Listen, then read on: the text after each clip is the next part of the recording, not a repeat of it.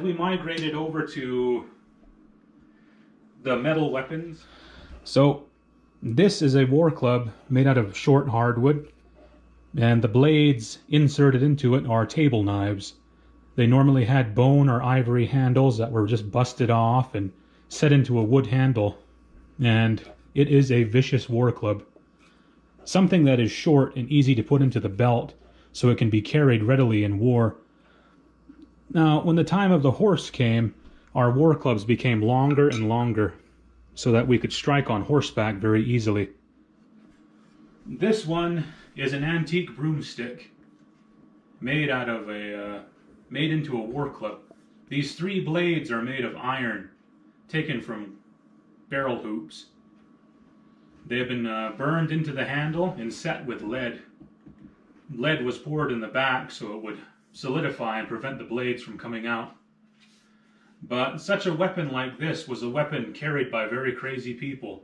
People who would not retreat from battle. People the enemy were scared of. So your main thing in the Plains culture was to try and look intimidating. Because if you were intimidating enough, you never had to fight the enemy. They would ride away. They didn't want to fight you. With the coming of the horse, our clubs became a lot more longer. This one is called a gunstock war club. This war club, when carried by a man, he was not able to retreat when he carried something like this. This has a lot of pride put into it because a lot of brave and brutal men had carried this type of club in the olden days.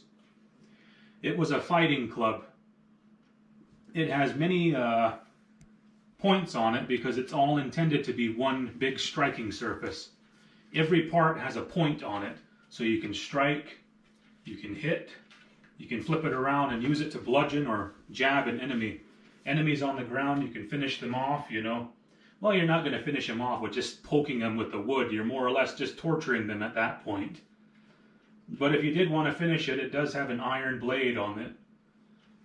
So in the olden days, we would have carved these out of trees, pieces of big wood.